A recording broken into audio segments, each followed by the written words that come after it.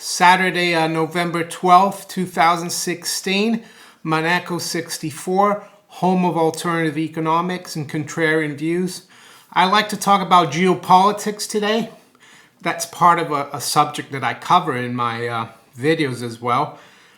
Many of you might say, oh, Monaco 64, you should stick to economics and markets, but I did study for a degree in international relations with emphasis in economics. I have a degree, bachelor's degree from Webster University in Geneva, Switzerland, international relations and economics.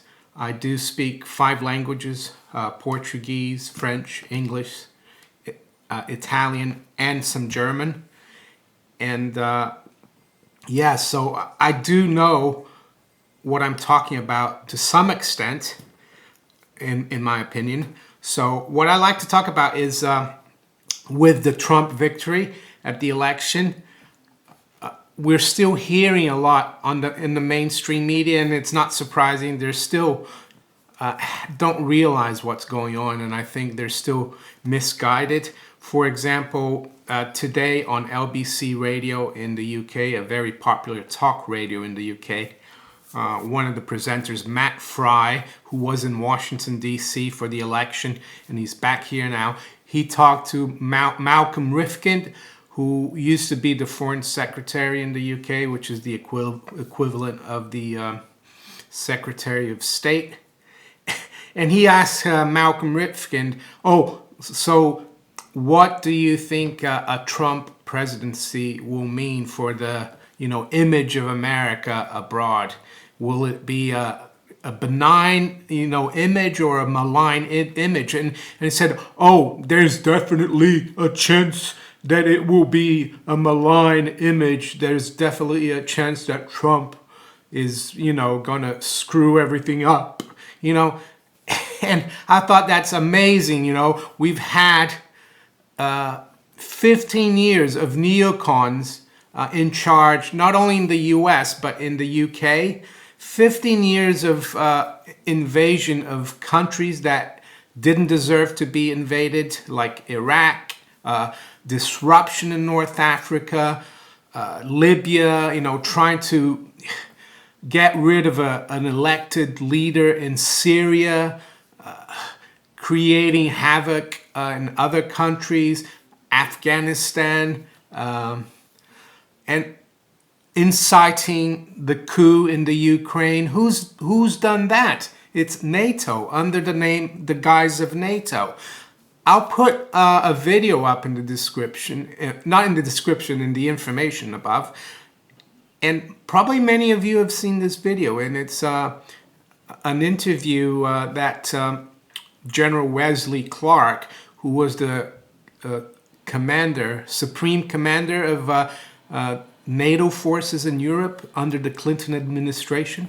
He gives an interview, and he talks to this woman in the interview how the day after 9/11, when he went to visit the Pentagon, he was told that America was going to invade 7 different countries in the Middle East, and they're going to invade Iraq. And he was like, why? Iraq had nothing to do with 9/11. And so these are the people that have been in charge, and these are the people that have made the rest of the world, and by the rest of the world I mean like people in the Middle East and Asia.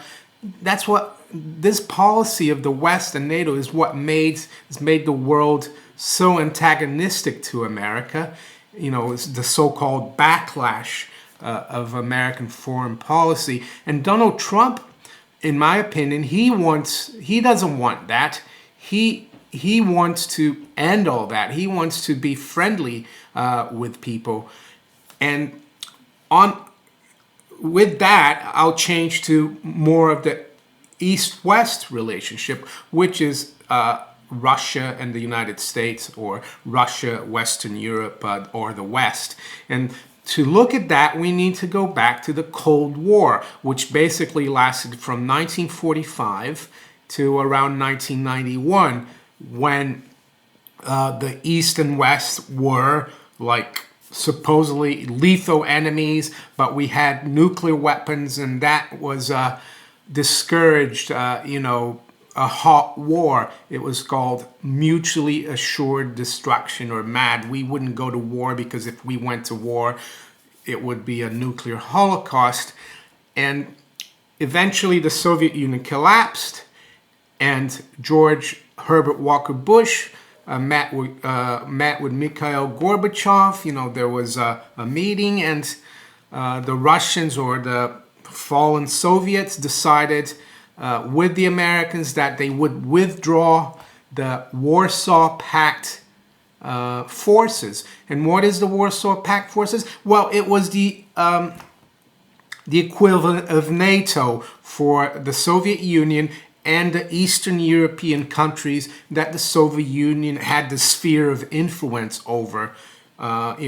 East Germany, Czechoslovakia, Poland, Hungary, all the Eastern European countries, Romania, Bulgaria, and the United States had the sphere of influence on the Western European countries. And NATO was there to protect in case any Western European country was invaded by the Soviet Union and the Warsaw Pact countries. And the Warsaw Pact countries and Warsaw Pact military bloc was there to protect the Eastern European countries in case they were invaded by NATO. So what happened in around 1991-92? Well, the Americans and Soviets met, Bush and Gorbachev, and it was decided that the Soviets, or the Russians, are going to end the Warsaw Pact alliance and withdraw all their troops and, nuclear weapons from the Eastern European countries where they had a sphere of influence. And they did that. And NATO, or the US, promised not to expand into the former Warsaw Pact countries. And what has the United States done in the last 20-25 years? Well, they've expanded into the Warsaw Pact countries. They've got military bases in all the ex-Warsaw Pact countries, and now Russia is surrounded by NATO. So Malcolm Rifkin comes in here and he says, Trump wants to end NATO. It's a danger to Western Europe and peace. But he doesn't talk about that the Americans basically didn't stick to their word to the Russians that they would not expand NATO. And I think Trump is right. If anything, we need to talk to the Russians and NATO. There's no Warsaw Pact countries. We don't need NATO. We are at peace. The Russians do not want to invade Eastern Europe or Western Europe. That's history. The Russians are just concerned because the United States has surrounded Russia with military bases, missiles. It's the same thing as if Russia became close to Canada and Mexico and put loads of military bases near the United States border. Would the United States be happy? No, and rightly so. So that's what I want to talk about, the geopolitics of a Trump victory. And you can still hear in the mainstream media, on LBC radio and wherever else, that Trump is a danger to world peace. So you just have to look back at the last 15, 20 years, how the world has been disrupted by the policies of the West and NATO. If anything, I don't think it'll get any worse. I think it will get better, hopefully. So that's what I wanted to talk about, the geopolitics. I know it's controversial, but I think it's the way I see it. The West has been pushing and provoking Russia the last few years, especially after what happened in the Ukraine. Everything is Putin's fault or Russia's fault. And the other thing the West has been doing geopolitically is been provoking also the Chinese in the South China Sea. And why do we want to provoke these people? These people just want to, have trade, commerce, and, make sure that their countries become prosperous. They don't want war. At least I don't think so.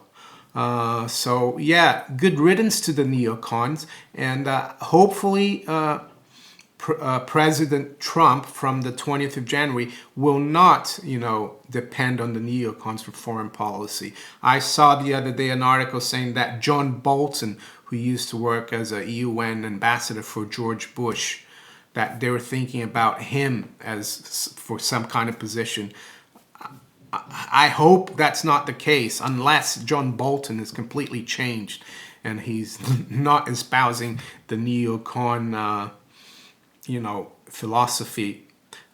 So yeah, that's it for now. If you enjoy my videos, please give me a thumbs up. Also, share my videos with people you think might enjoy it, and also subscribe to my channel if you haven't yet. And if you like to donate, if you think I add value, there's some links below in the description.